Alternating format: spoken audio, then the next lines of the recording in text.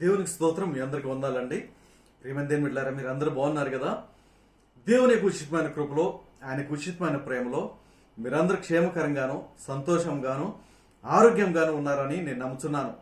ప్రభు ఈరోజు మనందరితో మాట్లాడలాగిన మనందరం ప్రార్థనాపూర్వకంగా ఉందాం.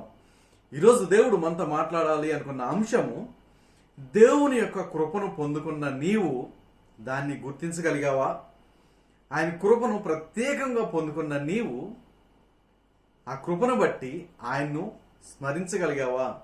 ఆయన్ను మహింపరచగలుగుతున్నావా అన్న అంశాన్ని ఈరోజు మనం ధ్యానించుకుందాం. నీ యొక్క ప్రత్యేకత ఏంటి అన్నది ముఖ్యంగా మనం ధ్యానించుకుందాం. ముందుగా మన ప్రత్యేకత కన్నా దేవుని ప్రత్యేకత ఏంటి అని చూసినట్లయితే, దేవునికి అనేకమైన స్కిల్స్ ఉన్నాయి. సర్వ జ్ఞానము కలిగిన దేవుడు. ఆ స్కిల్స్ అన్నిటిలో ఒక స్కిల్ని మాత్రం మనం చూద్దాం, ఈరోజు ప్రత్యేకంగా చూద్దాం. అది ఏంటి అని చూసినట్లయితే, ఆదికాండము 2వ అధ్యాయము 7వ వచనంలో రాయబడిన రీతిగా, దేవుడైన యెహోవా నేలమంటితో నరుని నిర్మించి వాని నాసికా రంధ్రములలో జీవవాయువును ఊదగా నరుడు జీవాత్మ ఆయను. ప్రియమైన దేవుని బిడ్డలారా, దేవుడు ఎంత శక్తివంతుడు అంటే ఆయనలో జీవం ఉంది. ఆ జీవము ఆయన నింపుకున్నప్పుడు తన జీవాన్ని మనకిచ్చుటలో ఆయన ఎన్నడూ సందేహపడలా, వెనుక తిరగల. నిన్ను ఏ విధంగా ప్రత్యేకంగా సృష్టించాడు అని ఉదాహరణకి అన్న రుజువుకి బైబిల్లో రాయబడిన రీతిగా ఒక మట్టిని తీసుకున్నాడు. ఆ మట్టిని చక్కగా ఒక రూపాన్ని చేసి, తన రూపాన్ని చేసి, ఆ రూపంలో నాసికా రంధ్రంలో జీవవాయువును ఊదగా మనిషి జీవించి ఆత్మ ఆయను, జీవం పోసుకున్న నరుడిగా నిర్మింపబడ్డాడు. ప్రియమైన దేవుని బిడ్డలారా, మరి దీంట్లో ప్రత్యేకత ఏముంది అని చూసినట్లయితే, మీరు సృష్టి యావత్తును చూడండి. ఆదికాండం 1వ వచనం నుంచి ఆఖరి వచనం వరకు రాయబడి ఉంటది. వెలుగు కమ్మని పలుకగా వెలుగు ఆయను అంటే కేవలము నోటి మాట ద్వారా ఈ యొక్క సమస్త సృష్టిని నిర్మించాడు. సముద్రముని పై జలములను కింద జలములు వేరుపరచుగాక అని పలుకగా అవి వేరుపడెను. అంటే జలములను సైతము ఆయన సపరేట్ చేయగలిగాడు కేవలము నోటి మాట ద్వారా. జలముల్లో జీవాన్నిచ్చి ఆ జలముల్లో పెరిగే ప్రతి పురుగు గాని, ప్రతి చేప గాని, ప్రతి పాము గాని దాంట్లో ఉండాలి అన్నప్పుడు ఆ విధంగా నిర్మింపబడి సమస్త జలరాశులు ఆ విధంగా నిర్మింపబడి ఆకాశంనకు ఆయనకు జీవాన్ని ఇచ్చాడు.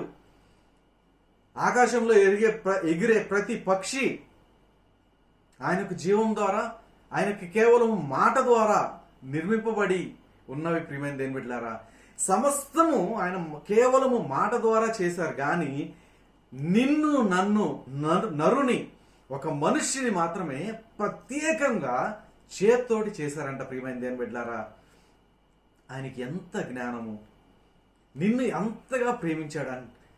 ఆ ప్రేమను బట్టి ఆయన యొక్క ప్రత్యేకతను మనం తెలుసుకోవాలి. నిన్ను ప్రత్యేకంగా ప్రేమించాడు. నిజంగా మన యొక్క బాడీని చూసినట్లయితే, సైన్స్లో అనేక మంది చదివి ఉంటారు, 2000 సంవత్సరముల తర్వాత కూడా మనకి జీవం అంటే ఏంటి అన్నది తెలియలా.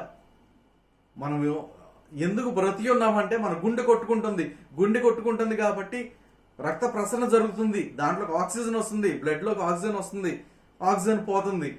ఇవి చెప్పుకుంటున్నామే కానీ ఎలా పనిచేస్తుందో చెప్పుకుంటున్నాం, కానీ ఎందుకు పనిచేస్తున్నాం అన్నది మాత్రం ఎవరికి తెలియదు. ప్రియమైన దేవుని బిడ్డలారా, అది కేవలము దేవుని దగ్గర ఉన్న శక్తి మాత్రమే.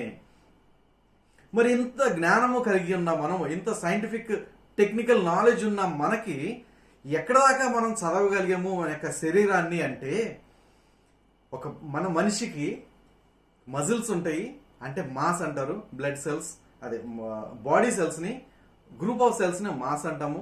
దాన్ని కొంచెం ఎక్కువ అయితే టిష్యూ అంటాము. ఒక సెల్ని చూసుకున్నట్లయితే దాంట్లో డిఎన్ఏ ఉంది, న్యూక్లియస్ ఉంది అంటాము. ఆ న్యూక్లియస్లో డిఎన్ఏ ఉంది అంటాము. డిఎన్ఏలో ఒక షుగర్ మాలిక్యూల్, ఒక ఫాస్ఫేట్ మాలిక్యూల్, ఈ రెండు కలిపి కొన్ని కెమికల్స్ ద్వారా బాండింగ్ అయ్యి ఒక డిఎన్ఏ స్ట్రక్చర్, ఒక జీన్ స్ట్రక్చర్గా కింద అవి నిర్మింపబడి ఉన్నవి అని మాత్రమే, అక్కడ వరకు మాత్రమే మనం వెళ్ళగలిగాం. కానీ దాన్ని మనం తయారు చేయలేం. ప్రియమైన దేవుని బిడ్డలారా, అక్కడ ఎలా ఉంది అని చూడటానికే మనకు జ్ఞానం పనికొచ్చింది, కానీ అది తయారు చేయడానికి పనికి రాలేదు. ప్రియమైన దేవుని బిడ్డలారా, దేవుడు ప్రతి ఒక్కరిని తన యొక్క రూపంలో నిర్మించుకున్న తర్వాత నిన్ను నన్ను ప్రత్యేకపరిచాడు. ఏ విధంగా అని చూసినట్లయితే, మీలో ఉన్న ఏలు ముద్ర ప్రపంచంలో ఎవ్వరికీ సమానం కాదు, వారితో పోల్చబడదు. మీకు ముఖ కవలికలు పోల్చబడతాయేమో కానీ మీకు ఏలు ముద్ర ఎవరికి సమానం కాదు. ఆ విధంగా మిమ్మల్ని ప్రత్యేకపరిచాడు. ఇంకా ఎంతగా ప్రత్యేకంగా మిమ్మల్ని నిర్మించాడు అంటే, మీ కుడి చేతికి ఉన్న ఏలు ముద్ర, బొటని ముద్ర, ఎడమ చేతికి ఉన్న బొటని ముద్రతోటి సమానం కాదు. ఆ విధంగా నీ 2 చేతులకి ఉన్న 10 వేళ్ళు, 2 కాళ్ళకి ఉన్న 10 వేళ్ళు, మొత్తం 20 ముద్రలు ఈ ప్రపంచంలో ఎవరితోటికి సమానం కావు. ప్రియమైన దేవుని బిడ్డలారా, అంతగా ప్రత్యేకంగా యూనిక్ కన్స్ట్రక్షన్ అనమాట మనది. మన యొక్క బాడీని అంత ప్రత్యేకంగా నిర్మించాడు. ప్రియమైన దేవుని బిడ్డలారా, అంతగా దేవుడు మనల్ని ప్రేమిస్తా ఉన్నాడు. అంతగా మనిషిని ఆయన దృష్టి ఉంచాడు. అది ఆయన యొక్క ప్రత్యేకత. ప్రియమైన దేవుని బిడ్డలారా, అనేకమైన ప్రత్యేకతలో ఇది ఒకగానే ఒక ప్రత్యేకత. మరలా చూసినట్లయితే మనందరికీ తెలిసిన వాక్యమే యోహాను సువార్త 3వ అధ్యాయము 16వ వచనం చూసినట్లయితే,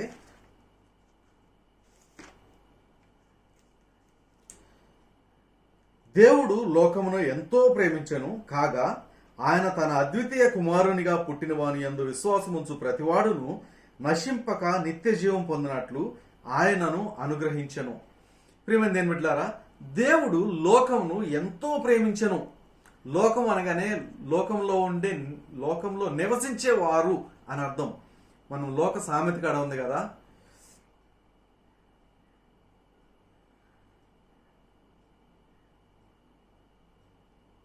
దేశం అంటే మట్టి కాదోయ్, దేశం అంటే మనుషులో అన్న మాట మనకు ఉంది కదా. దేశము అనగా దేశం అంటే ఒక మెటీరియల్ కాదు. ప్రియమైన దేవుని బిడ్డలారా, దేశంలో ఉన్న మనుషులు అని జ్ఞాపకం చేస్తున్నా. అలాగే దేవుడు లోకమును ఎంతో ప్రేమించాడు అనగా లోకంలో ఉన్న మెటీరియల్ని కాదు. ప్రియమైన దేవుని బిడ్డలారా, లోకంలో ఉన్న నిన్ను నన్ను, లోకంలో ఉన్న మనిషిని దేవుడు ఎంతో ఇష్టంగా ప్రేమించాడంట. అది ఆయన యొక్క ప్రత్యేకత. ఇంత ప్రేమించిన తర్వాత మనం ఎక్కడ ఆయన నుంచి దూరం అయిపోతామేమోనని ఆయన ఏం చేశారంటే తన అద్వితీయ కుమారుని పంపించి ఆయన యందు ఎవరైతే విశ్వాసం ఉంచారో, అనగా యేసునందు ఎవరైతే విశ్వాసం ఉంచుతారో తిరిగి ఆయన దగ్గరికి, తండ్రి దగ్గరికి చేరటకు, తండ్రికి కుమారులగుటకు అధికారాన్ని అనుగ్రహించారు. ప్రియమైన దేవుని బిడ్డలారా, అంతగా దేవుడు మనల్ని ప్రేమించాడు. అంతగా దేవుని యొక్క ప్రత్యేకత, మన మీద ఉన్న ప్రత్యేకత చూపించారు. ప్రియమైన దేవుని బిడ్డలారా, మరొక మాట చదువుకుందాం. విలాప వాక్యములు 3వ అధ్యాయము 22-23 వచనాలు చదువుకుందాం. విలాప వాక్యాలు 3వ అధ్యాయము 22-23 వచనం చదువుకున్నట్లయితే, యెహోవా కృపగలవాడు, ఆయన వాత్సల్యత ఎడతెగక నిలుచున్నది గనుక మనము నిర్మూలము కాకున్న వారము, అనుదినము నూతనముగా ఆయనకు వాత్సల్యత పుట్టుచున్నది, నీవు ఎంతైనా నమ్మతగిన వాడవు. ప్రియమైన దేవుని బిడ్డలారా, గమనించండి, దేవునికి మన మీద ప్రతి దినము నూతనముగా వాత్సల్యత పుట్టుచున్నది అంట. దేవుడు మనల్ని ఎంతగా ఇష్టపడుతున్నాడు చూసినట్లయితే, మనం ఎక్కడైతే పాపము చేత నింపబడి పాపము చేసి దేవునికి వేరైపోతామేమోనని ముందుగా తన కుమారుని పంపించాడు. ఆయన రక్తం ద్వారా మనలందరి యొక్క పాపాలని పరిహరించాడు. అది ఒక ప్రేమ చూపించాడు. ఆ విధంగా ఒక ప్రేమ చూపించాడు. మరొక విధంగా చూసినట్లయితే తన యొక్క వాత్సల్యత, తన యొక్క కృప, తన యొక్క ప్రేమ, తన యొక్క ఐడియాలజీ ప్రతి దినము నూతన పరుచుకుంటున్నాడంట. ప్రియమైన దేవుని బిడ్డలారా, కేవలము నీ మీద ఉన్న, నా మీద ఉన్న ప్రేమతోటి మనం ఎక్కడ దూరం అయిపోతామేమోనని ఆయన ప్రతి దినము నూతన మార్గాన్ని అన్వేషిస్తున్నారంట మనకు దగ్గర అవ్వటానికి. నిజంగా ఆది కాండము మొదట చేసిన ఆదామునికి చూసినట్లయితే ప్రతి సాయంకాలం ముందు దేవుడు మనుషుని దగ్గరికి వచ్చి ఆయనతోటి ముచ్చరించేవారు. అంతటి సాంగత్యం మరలా కలుపుకోవాలని దేవుడు ప్రతి దినము తన యొక్క వాత్సల్యత నూతన పరుచుకుంటున్నాడు. ప్రియమైన దేవుని బిడ్డలారా, దేవుడు ఎంతగా తగ్గించుకున్నాడు. పరిశుద్ధుడు, ఆయనకు శక్తివంతుడు, మహిమ కలవాడు, ఎన్నో ఎన్నో అద్భుతములు కలిగిన దేవుడు మిన్నల్లినైనా అతి చిన్న జీవి అయిన మనల్ని చూసి మనల్ని ప్రేమించి మనకి దగ్గర అవడానికి అనేకమైన మార్గాలు, నూతన మార్గాలు ఆయన అన్వేషిస్తున్నాడంట. పాత నిబంధనలో చూసినట్లయితే పాపమునకు ప్రాయశ్చిత్త బలి అని ఒకటి ఉన్నది ప్రేమైన దేవుని బిడ్డలారా. ఈ పాపమునకు ఈ బలిని మీరు అర్పించినట్లయితే మీరు పరిశుద్ధపరచబడతారు అని మొదటిగా చెప్పారు. తర్వాత కొత్త నిబంధన వచ్చి తన అద్వితీయ కుమారుని పంపించి ఆయన యొక్క రక్తమందు మన ప్రతి పాపమును కడిగివేశారు. ఆ తర్వాత మీ యొక్క పాస్టర్లని పంపించి, మీ యొక్క యాజకులను పంపించి, మీ దగ్గరకు పంపించి ప్రతి ఆదివారం బల్లారాధన మీకు జరిపించుకుంటున్నారు కదా, దాన్ని బట్టి మీరు పవిత్రపరచబడుతున్నారు. అది ఆయన ఇంకొక స్టెప్ వేసుకుని ఆలోచించి చేస్తున్న పని. ఇంకొక మనం ఆలోచించాలి అంటే, మీరు బయటికి వెళ్ళినా కానీ, మీరు లోపలికి వస్తున్నా కానీ మీరు ఆశీర్వదింపబడుతున్నారు. మీరు అనేక లోకస్తుల వలె మీరు నిర్మూలము కాకుండా దేవుని ప్రేమించు వారు ఏ విధంగా వర్ధిల్లుతారో ఆ విధంగా మీరు బయటకు వెళ్ళినప్పుడు వర్ధిల్లుతున్నారు, లోపలికి వస్తున్నప్పుడు వర్ధిల్లుతున్నారు. అది దేవుని కృప, ఆయనకు వాత్సల్యత. నూతనంగా ఆయన అనేక మార్గాల్ని అన్వేషిస్తున్నాడంట నీకు నాకు దగ్గర అవ్వటానికి. అది ఆయన ప్రత్యేకత ప్రియమైన దేవుని బిడ్డలారా.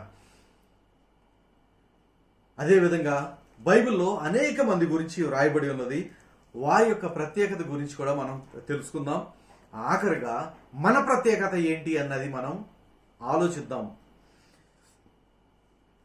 రెండోదిగా నోవాహుని మనం జ్ఞాపకం చేసుకుందాం.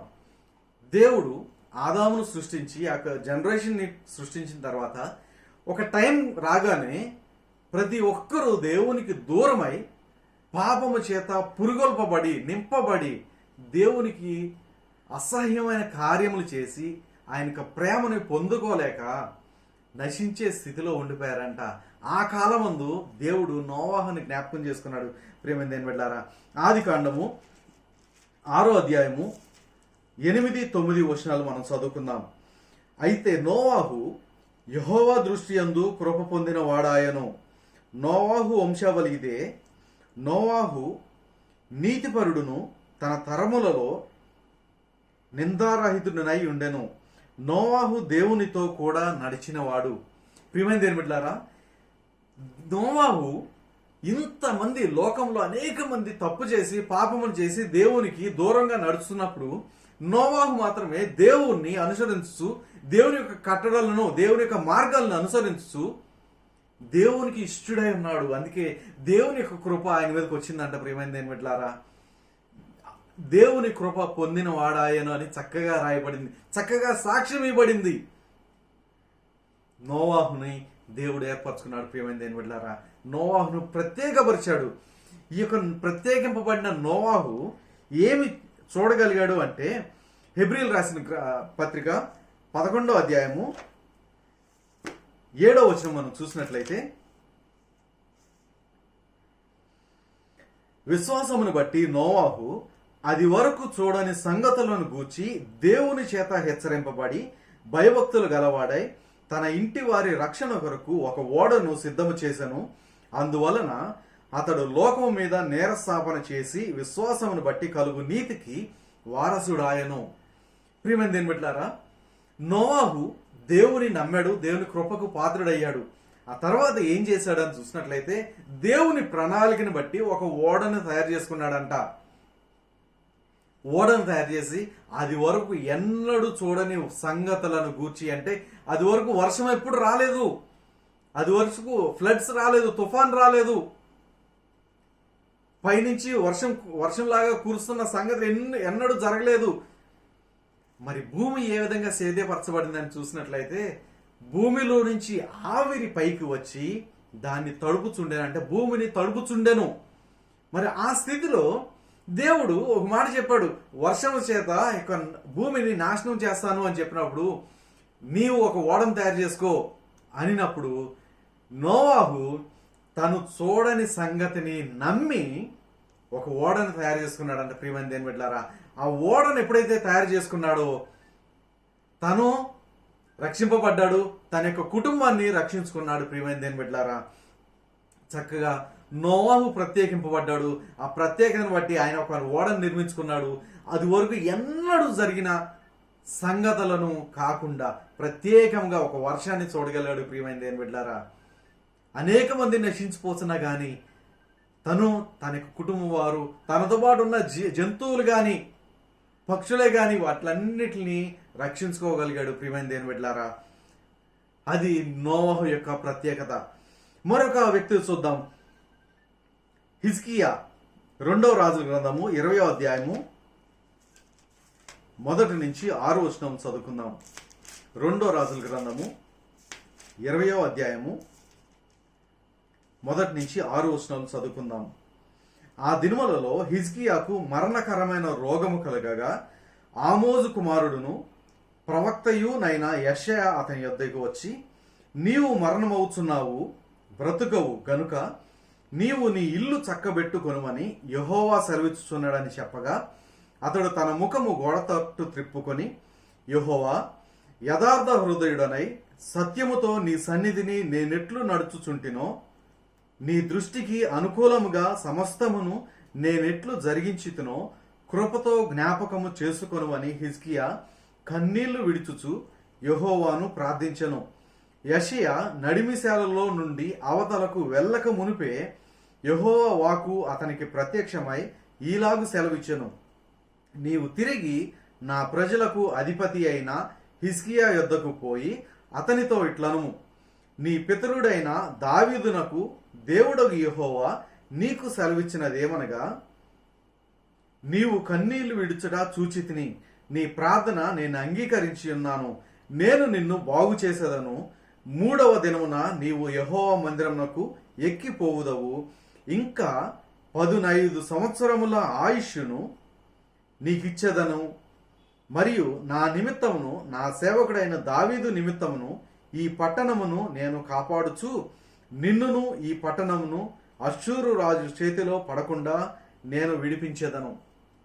ప్రియమైన దేవుని బిడ్డలారా, హిజ్కియా యొక్క గొప్పదనం ఏంటి అని చూసినట్లయితే, హిజ్కియా యొక్క ప్రాముఖ్యత, ప్రత్యేకత ఏంటి అని చూసినట్లయితే, ఆయన మరణకరమైన రోగము చేత పీడింపబడినప్పుడు యెషయా వచ్చి నీవు ఖచ్చితంగా నశించిపోతావు, చనిపోతావు అని చెప్పినప్పుడు హిజ్కియా గోడవైపు తిరిగి కన్నీళ్లు కార్చి ప్రవ్వా నన్ను కాపాడని అడిగినప్పుడు దేవుడు చెప్తాడు కదా, అది వరకు ఎన్నడూ ఎవరికి ఇవ్వని ఆయుష్ను హిజ్కియాకు పెంచాడు. ప్రియమైన దేవుని బిడ్డలారా, అది వరకు ఎంతో మంది చనిపోయిన వ్యక్తుల్ని లేపాడు, కానీ చనిపోయే వ్యక్తుల్ని ఆయుష్ తిరిగి ఇచ్చి ఇంతకాలం బ్రతకండి అని ఎక్కడ చేసిన దాఖలాలు లేవు.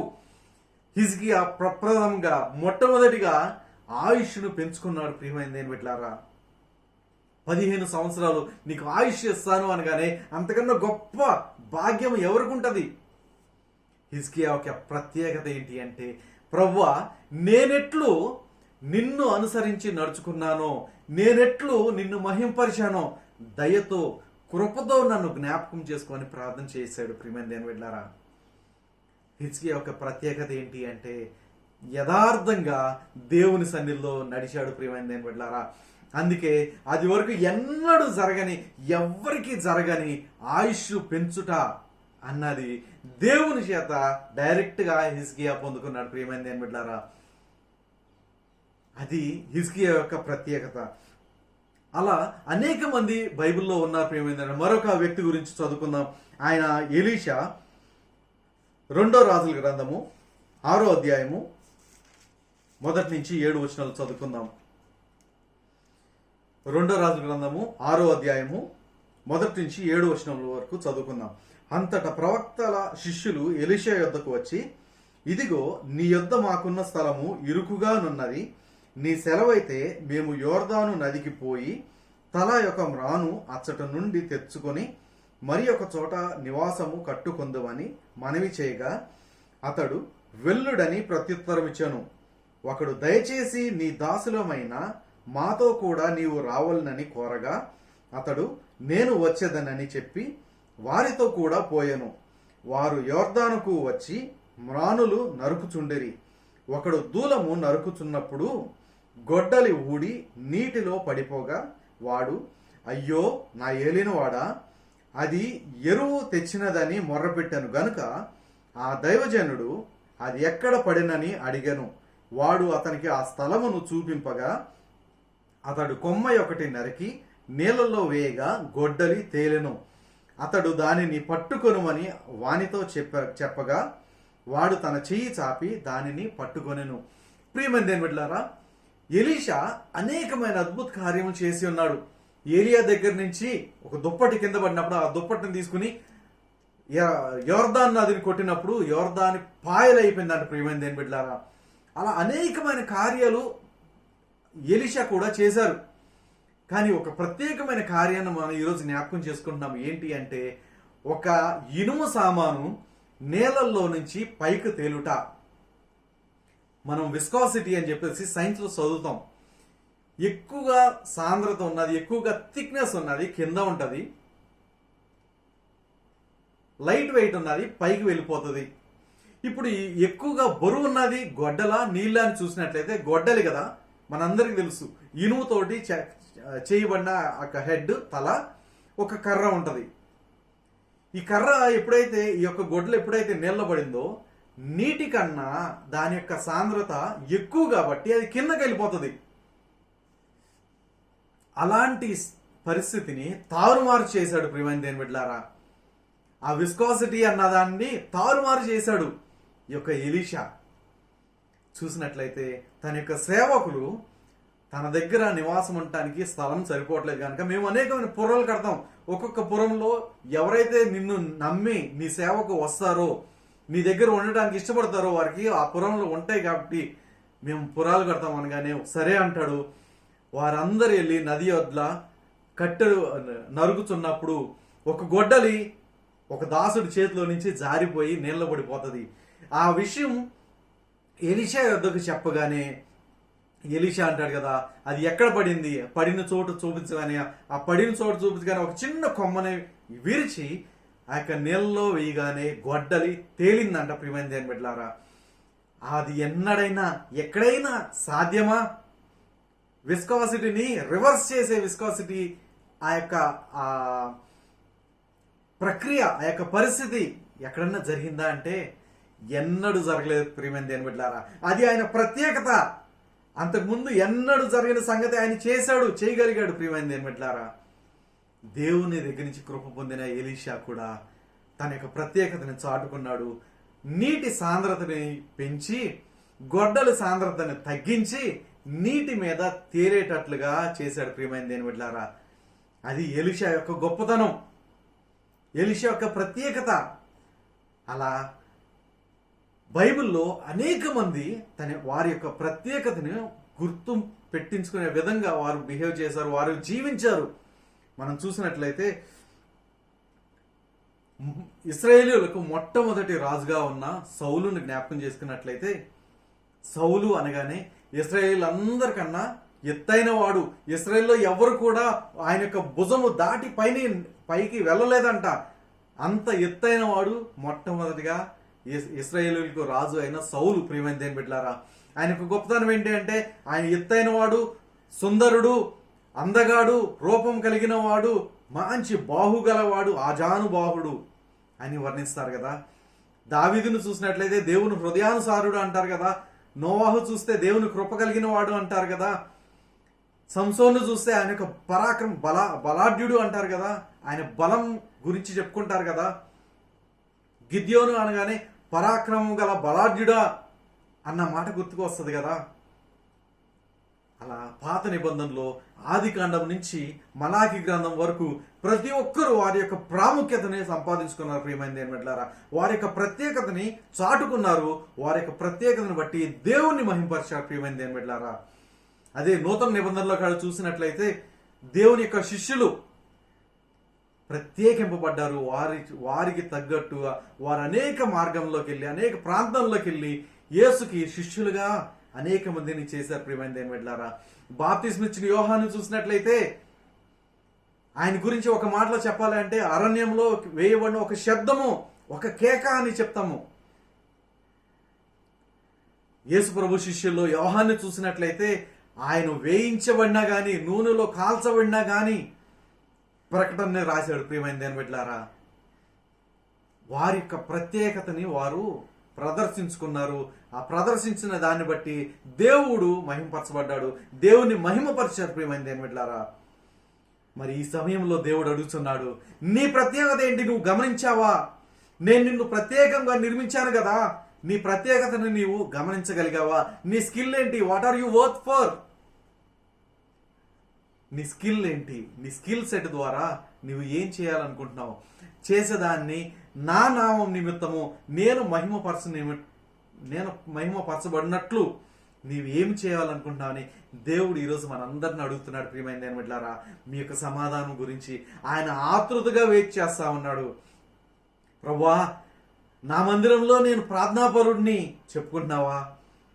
దాన్ని బట్టి దేవుడు మహిమపరచబడతాడు. ప్రభువా, నా మందిరంలో నేను వాక్యం చదవడానికి ఇష్టపడుతున్నాను, వాక్యం చదివే ప్రత్యేకంగా నేనే చదువుతున్నాను, దాన్ని బట్టి దేవుడు ఇష్టపడతాడు. ప్రియమైన దేని బిడ్డలారా, నీ యొక్క ప్రత్యేకతని నీ యొక్క మందిరంలో కానీ, నీ దేవునికి కానీ, నీ యొక్క యాజకులకే కానీ, నీకు ఎవరైతే పరిచారం చేస్తున్నారో వారికి చూపించుకోగలిగితే, చేసినట్లయితే దేవుడు నిన్ను చూసి ఆనందిస్తాడు. ప్రియమైన దేని బిడ్డలారా, ఎంతో సంతోషిస్తాడు. నేను ప్రత్యేకంగా చేసుకున్న నా బిడ్డ తన యొక్క ప్రత్యేకతను గుర్తించాడు, ఆ ప్రత్యేకతను బట్టి నన్ను మహింపరిచాడు అని దేవుడు చాలా సంతోషిస్తాడు. ప్రియమైన దేని బిడ్డలారా, అందుకే దేవుడు ఈరోజు మనందరితో మాట్లాడుతున్నాడు. బైబిల్లో ఉన్న అనేక మంది వారి యొక్క ప్రత్యేకతను గుర్తించుకున్నారు, అందుని బట్టి దేవుని మహింపరిచారు. మరి నీవు నీ యొక్క స్కిల్ని గుర్తించగలిగావా? దేవునిలో నీ యొక్క స్కిల్ని గుర్తించగలిగావా? నీ యొక్క ప్రత్యేకతని గుర్తించగలిగావా? అందుని బట్టి ప్రత్యేకంగా నీవు దేవునికి ఏమి చేయగలవు? లోకంలో మంచి సింగర్ ఎవరు అని చూసినట్లయితే ఎస్పి బాలు అని చెప్పుకుంటాం కదా, మన రీసెంట్గా చనిపోయారు. లేకపోతే ఎస్పి సుశీల అంటాము, లేదంటే గానకోకిల, వీళ్ళందరూ ఎన్నో పేర్లు చెప్తాం. మరి దేవుని విషయంలో మంచిగా పాడగలిగేవారు ఎవరు అన్నప్పుడు, ప్రభువా నేనున్నాను అని చెప్పగలవా?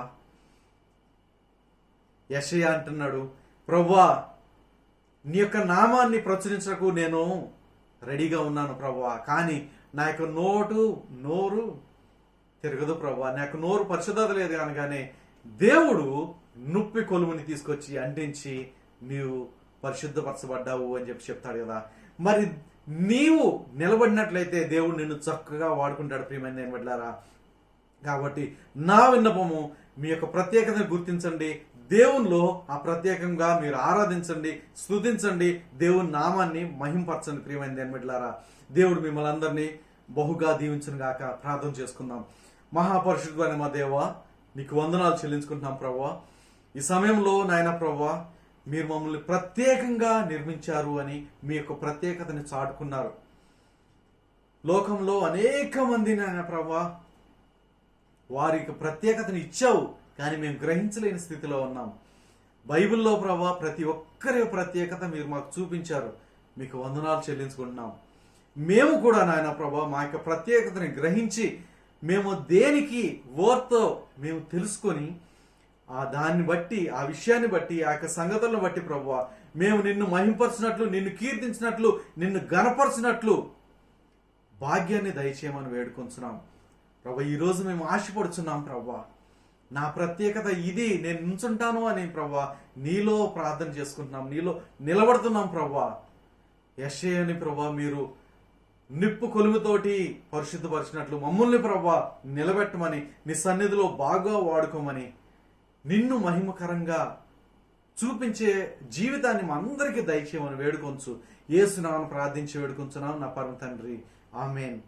ప్రియమైన దేవుని బిడ్డలారా, వాక్యం ముందు ఆనందించి ఉన్నారు నమ్ముతున్నాను. మీ యొక్క ప్రత్యేకతను గుర్తించండి, ఆ ప్రత్యేకమైన దాన్ని బట్టి దేవుని మహింపరచండి. దేవుడు మిమ్మల్ని బహుగా దీవిస్తాడు, నూరంతలుగా ఆశీర్వదిస్తాడు. ఆయన ప్రతిఫలం ఇచ్చే దేవుడు గనుక మీరు ఆయన పూజించండి, ఆయన్ని గణపరచండి. దేవుని దగ్గర నుంచి వచ్చిన ఆశీర్వాదాలు పొందుకోండి. దేవుడు మిమ్మల్ని బహుగా దీవించును గాక. ఆమేన్.